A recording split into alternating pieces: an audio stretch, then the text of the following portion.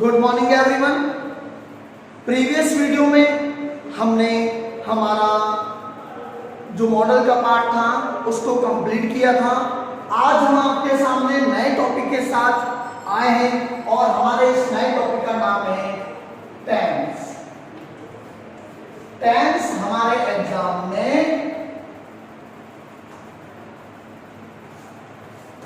4 marks का आता है। हमारे 10th में जो बोर्ड एग्जाम होता है, बोर्ड एग्जाम में 4 मार्क्स का ये टेंस का क्वेश्चंस आते हैं। पहले हम इसके कुछ छोटी छोटी चीजों के बारे में नॉलेज ले लेते हैं और उसके बाद हम इसको आगे समझते हैं। तो हम बात करें तो हमारे पास 2 सब्जेक्ट होते हैं, सिंगुलर सब्जेक्ट्स और प्लूरल सब्जेक्ट। ये सब चीजें अभी जो हम करेंगे टेंस के रूल समझेंगे उसमें बहुत काम आएगा। हमारे पास 2 सब्जेक्ट हैं, सिंगुलर सब्जेक्ट और प्लूरल सब्जेक्ट। सिंगुलर सब्जेक्ट क्या है? ही, सी, इट, कोई नेम आ जाता है वो, उसके अलावा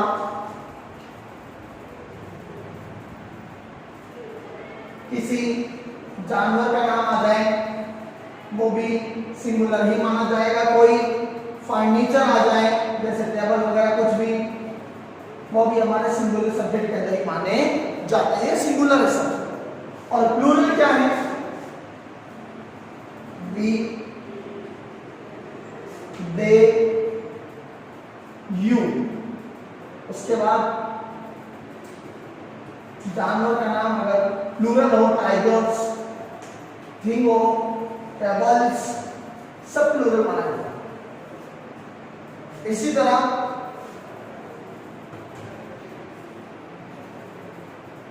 सिंगुलर हेल्पिंग वर्ब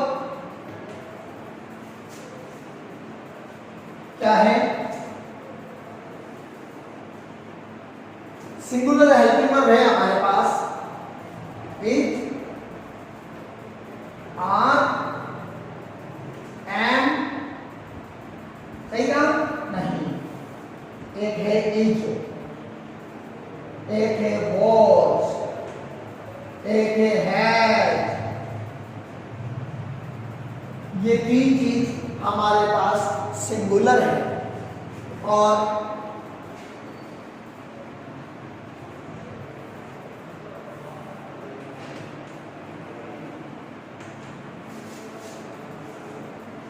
प्लूरल में हमारे पास आर, वर, हैव, ये चीजें हैं। अब हम ये देखें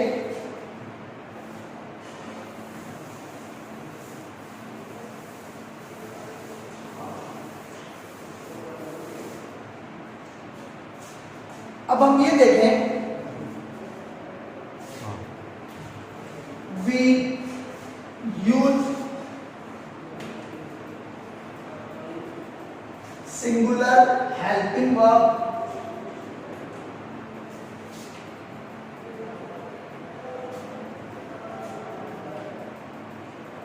with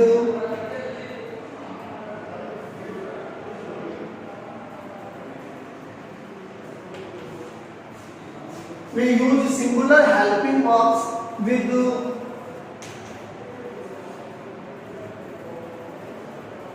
singular subject. Singular subject के साथ सिंगुलर हेल्पिंग वर्ब का हम यूज करते हैं। और वी यूज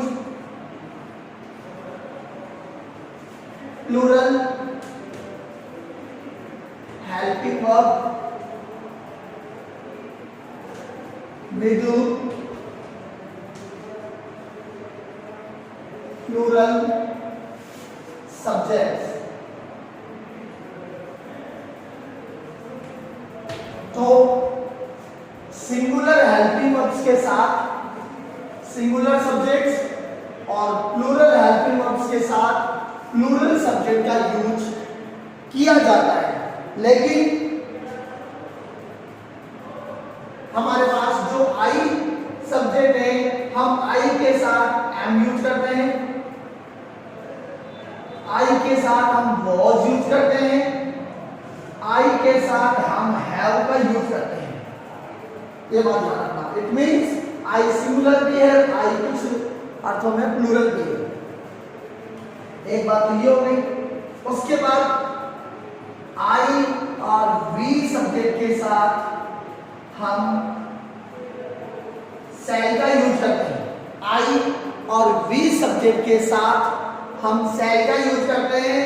और जो हमारे पास शेष सब्जेक्ट रह गए, रिमेनिंग सब्जेक्ट्स,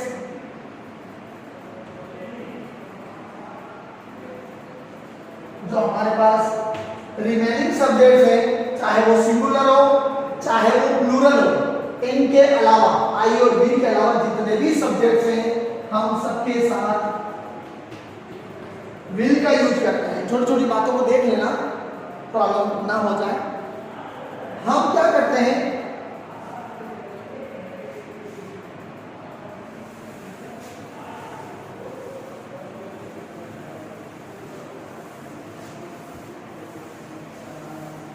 ये बात हो गई सब्जेक्ट और हेल्पिंग वर्ब की। अब हम डिस्कस करते हैं दो टेंस के बारे में जो थोड़ा रूल्स से चलता है। एक है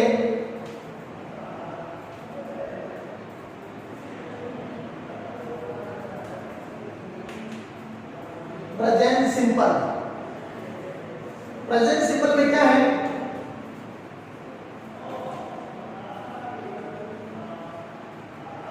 हेल्पिंग वर्ब्स डू और डज का यूज किया जाता है। या तो डू यूज होता है या does. Main verb, verb first form या verb first form plus S या ES का हम यूज करते हैं। लेकिन क्या है, दो रूल्स हैं, थोड़ा देख लें। We don't use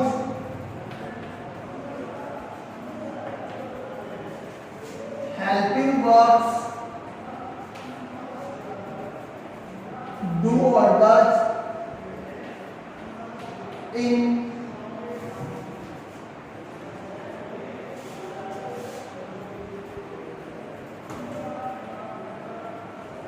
affirmative sentence. We don't use helping verbs do or does in affirmative sentence. Do और डज का यूज हम अफर्मेटिव सेंटेंस में नहीं करते हैं। ये बात ध्यान रखना। कैसे, आई ड्रिंक वाटर, ये अफर्मेटिव सेंटेंस है। आई ड्रिंक वाटर साधारण सेंटेंस है, अफर्मेटिव सेंटेंस है, जिसमें हमने ना तो डू का यूज किया ना हमने डज का यूज किया। एक और देख लें, he reads न्यूज़पेपर। ये भी एक अफर्मेटिव सेंटेंस है जिसमें हेल्पिंग वर्ब का यूज नहीं किया जा रहा है। इट मींस अफर्मेटिव सेंटेंस में हेल्पिंग वर्ब का यूज किया नहीं जाता। और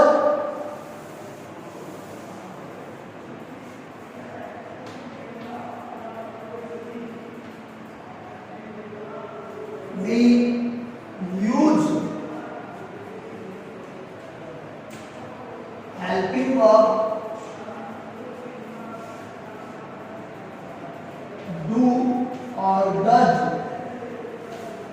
in negative and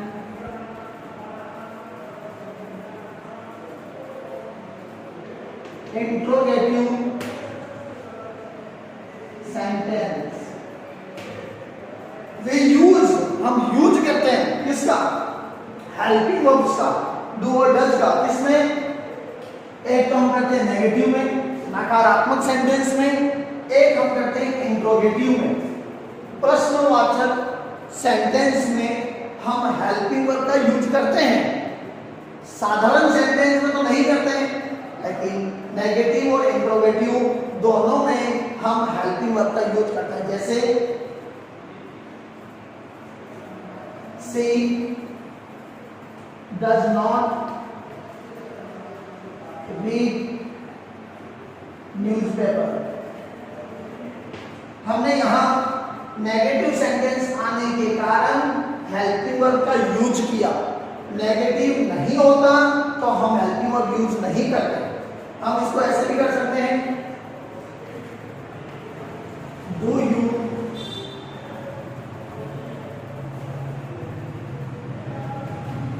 drink tea, do you drink tea.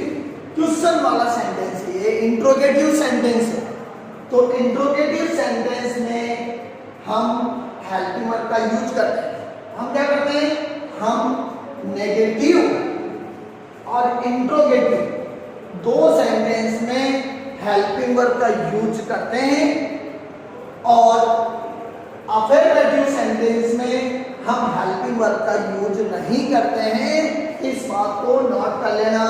ये बातें हमारे जब हम सेंटेंस में फिलअप्स करेंगे उस दौरान काम आएगी।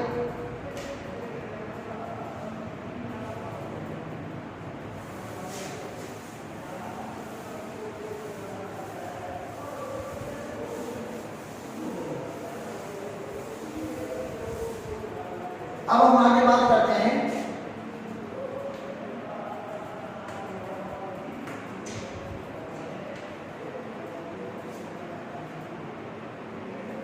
पहले एक चीज और देख लें, उसके बाद चलते हैं।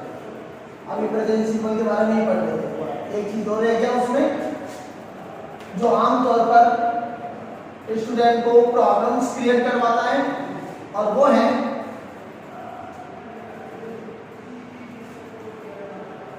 we use verb first form plus s और es। यहां से देखना, इसको समझना बहुत आवश्यक है। we use verb first form plus s और es in affirmative sentence with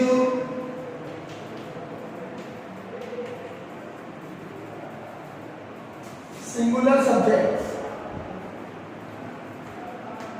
ये बात ध्यान से देखो, we use verb first form plus s या es in affirmative sentence, क्योंकि अफर्मेटिव सेंटेंस में हम हेल्पिंग वर्ब का यूज कर ही नहीं रहे।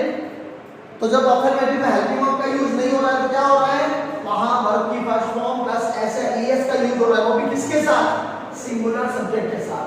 सिंगुलर सब्जेक्ट के साथ वर्ब की फर्स्ट फॉर्म के साथ आपको एस या ईएस लगाना पड़ेगा। जैसे सिंगुलर सब्जेक्ट सबको पता ही है, कोई लिस्ट आपको बता दी मैंने। अब कैसे? एग्जांपल देखें, राधा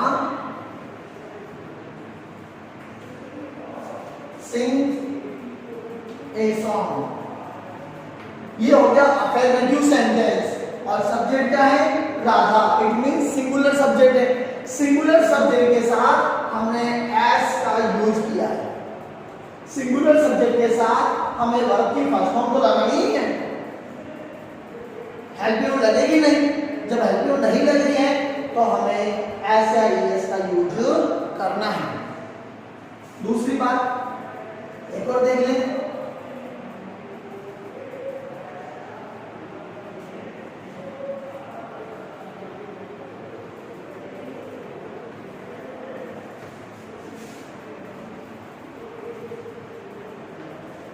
सी डांसेस ऑन द स्टेज, वह स्टेज पर नाचती है। ये भी क्या हो गया, ये भी हो गया हमारा सिंगुलर सब्जेक्ट। सी के साथ हमने SIES का यूज कर दिया। ये छोटी सी बात आप लोग ध्यान में रखोगे पहले पॉइंट में। एक और बात देखें,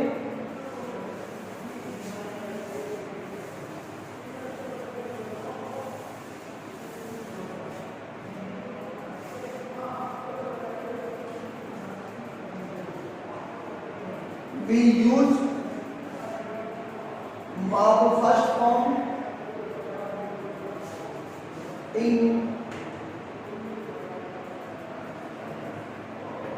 affirmative sentence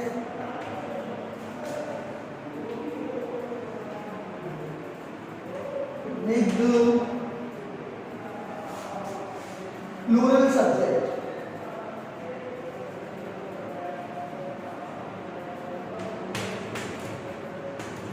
We use verb first form, हम verb की फर्स्ट फॉर्म का यूज करते हैं।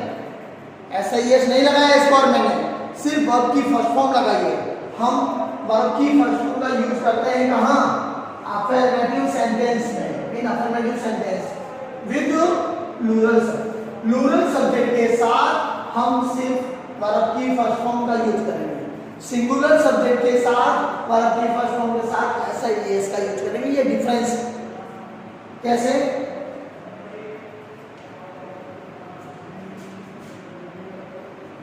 they run on the road,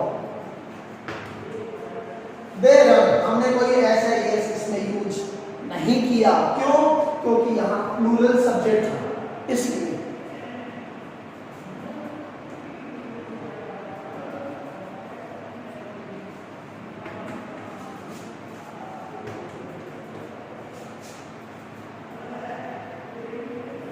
I fly kite in the ground, I भी क्या है, मैंने कहा था सिंगुलर भी प्लूरल भी है। यहाँ प्रेजेंट टेंस में I जो है वो हमारे प्लूरल का काम कर रहा है। I के साथ में हमने ऐसा यूज नहीं किया। एक छोटी सी बात जो आपको क्लियर कर दूं मैं,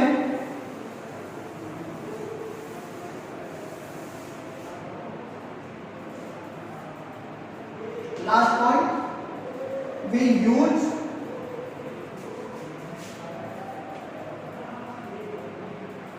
does, क्या इसको इस तरह लिखते हैं, we use helping verb does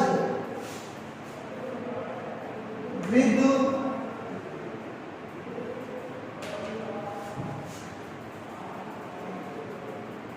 singular subjects। तो we use helping verb does, हम does helping verb का यूज कहां करते हैं, सिंगुलर सब्जेक्ट के साथ। ये ध्यान रखना, सिंगुलर सब्जेक्ट के साथ does helping verb यूज होती है। सेंटेंस देखें,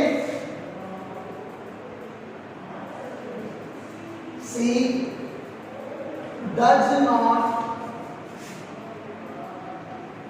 go to Nokha, does not go।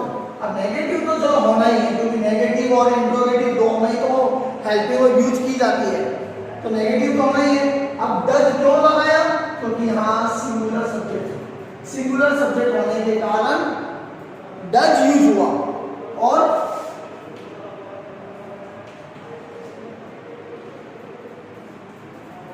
we use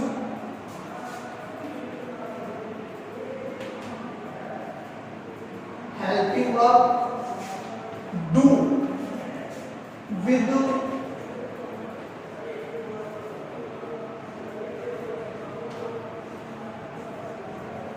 plural subjects। we use helping verb do, do helping verb का यूज कहां करेंगे, प्लूरल सब्जेक्ट के साथ, और डज का सिंगुलर के साथ। जैसे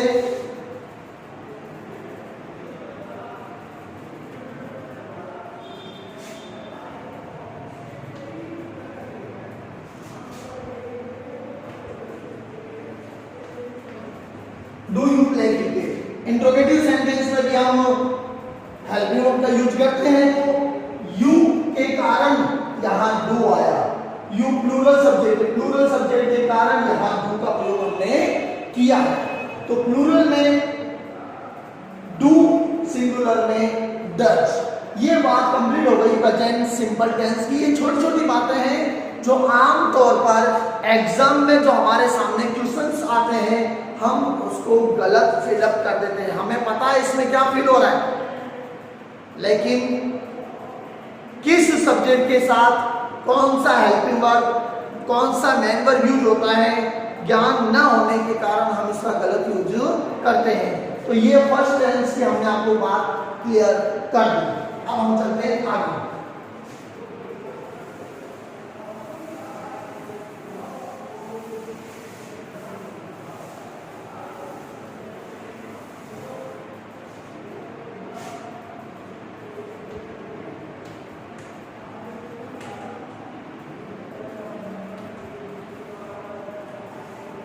पास्ट सिंपल क्या होता है इसमें?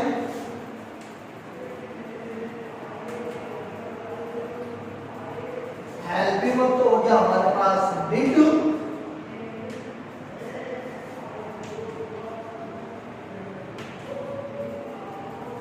मेन वर्ब हो गया हमारे पास वर्ब की सेकंड फॉर्म। दो चीजें हैं, helping verb did, main verb की सेकंड फॉर्म। रूल्स देख ले इसमें भी। We don't use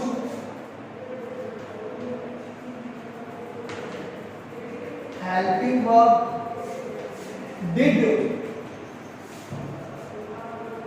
in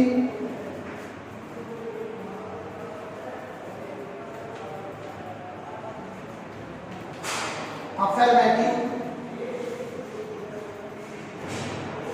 sentence. We don't use helping verb did you in affirmative sentence. affirmative sentence में हम helping verb did का यूज नहीं करते। We only use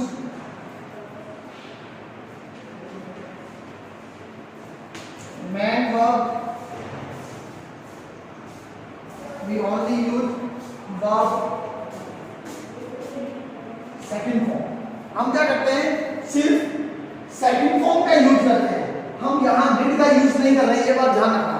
हमने क्या किया, हमने ये किया कि हम अफर्मेटिव सेंटेंस जो हमारा साधारण सेंटेंस माना जाता है उसमें हमने हेल्पिंग वर्ब डिड का यूज नहीं किया, और जब हमने हेल्पिंग वर्ब डिड का यूज नहीं किया तो हमने वर्ब की सेकंड फॉर्म का यूज किया। कैसे? Ram killed Ravan in the Lanka. Ram killed Ravan in the Lanka. हमने यहां देखा ये अफर्मेटिव सेंटेंस था, और अफर्मेटिव सेंटेंस होने के कारण यहां मेन वर्ब की सेकंड फॉर्म आई। अफर्मेटिव होने के कारण क्या आया? अफर्मेटिव होने के कारण मेन वर्ब की सेकंड फॉर्म आ गई। एक और देख ले, सी danced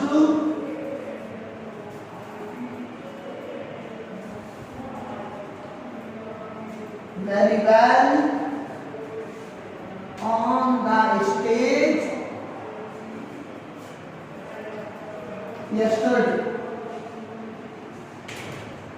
डांस जो वर्ब की सेकंड फॉर्म है, ये हमने वर्ब की सेकंड फॉर्म यूज किया कहां? अफर्मेटिव सेंटेंस में। क्यों? क्योंकि हम हेल्पिंग वर्ब का यूज नहीं कर सकते। ये बात हो गई क्लियर इसके लिए। अब हम चलते हैं थोड़ा आगे।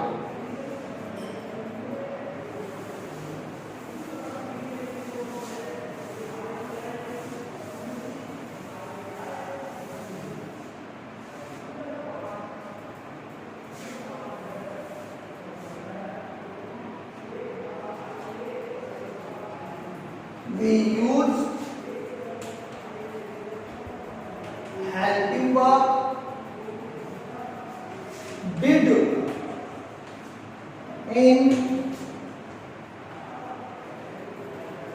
Negative and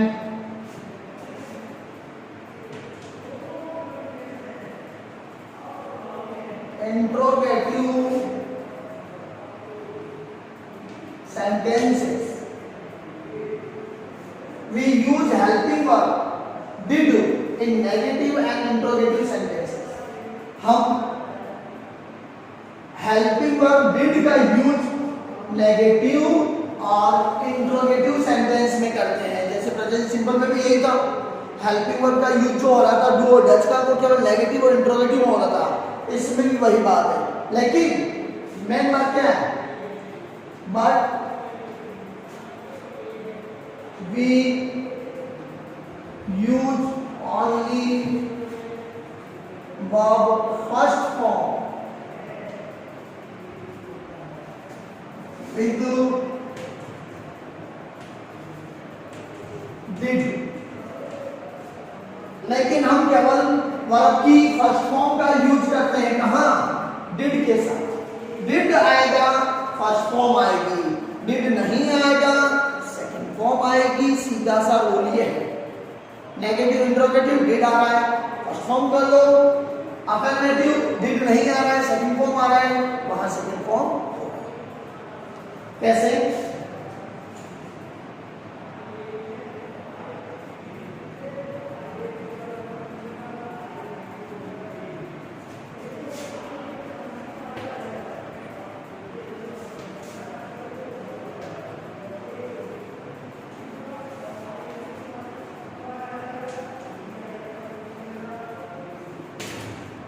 The monkey did not eat mango yesterday. अब did आया था, नेगेटिव सेंटेंस था इसलिए did आया, और जब did आ गया तो केवल फर्स्ट फॉर्म आया। did आने पर फर्स्ट फॉर्म, did नहीं आ रहा है सेकंड फॉर्म हो जाएगा। अब नेगेटिव में तो हमें did का ही यूज करना पड़ता है।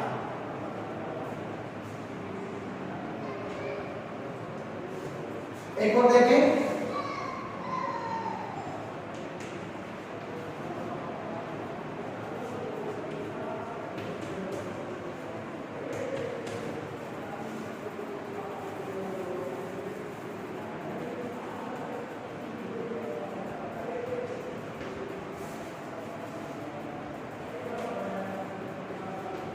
डिड राम किल रावण इंद्रलंका, ये हमारा इंट्रोगेटिव सेंटेंस है। इंट्रोगेटिव सेंटेंस आने के कारण हमने डिड हेल्पिंग वर्ब का यूज किया, और डिड के साथ हमने मेन वर्ब की फर्स्ट फॉर्म का यूज किया। आई बात समझ? डिड हेल्पिंग वर्ब के साथ मेन वर्ब की फर्स्ट फॉर्म, क्यों? क्योंकि इंट्रोगेटिव सेंटेंस में हम हेल्पिंग वर्ब डिड का यूज करते हैं। ये छोटी सी बात आप लोग दिमाग में रखना। इसके अलावा इन दो टेंस के अलावा ऐसा कोई टेंस नहीं है जिसमें हमें प्रॉब्लम्स आती है। केवल ये दो टेंस ऐसे टेंस हैं जो आमतौर पर प्रॉब्लम क्रिएट करते हैं। हमें इसका नॉलेज लेना आवश्यक था।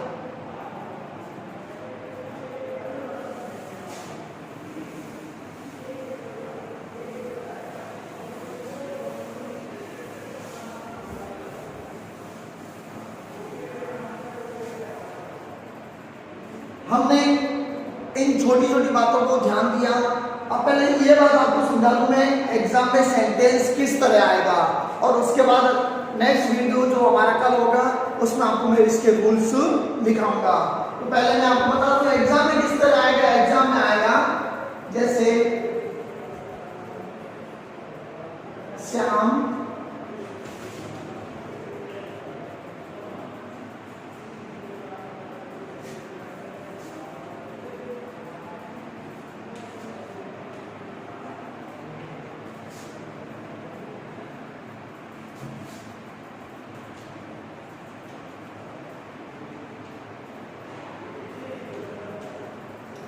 इस तरह से एग्जाम में आएगा।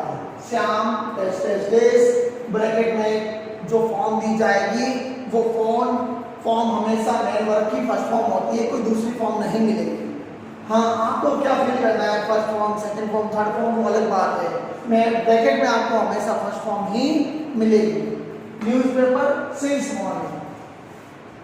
तो जो गर्ल्स रूल दिखाए जाएंगे कल आपको नेक्स्ट वीडियो में, वो जो रूल होंगे वो आपके एग्जाम में आएंगे। उन रूल्स को देखते हुए आपको फील करना पड़ेगा कि किसमें क्या फील हो रहा है। यहाँ तो सिंस मॉर्निंग आ रहा है, सिंस मॉर्निंग के हिसाब से हमने कर लिया हैज बीन रीडिंग। अब यहाँ हैज बीन रीडिंग क्यों आया, इसका जवाब आपको नेक्स्ट वीडियो में मिलेगा। आज के लिए बस इतना ही। कल आप लोग तैयार रहना इसके रूल्स लिखने के लिए, और जो रूल को याद कर लेगा उसके लिए कोई हार्ड नहीं है। थैंक्स।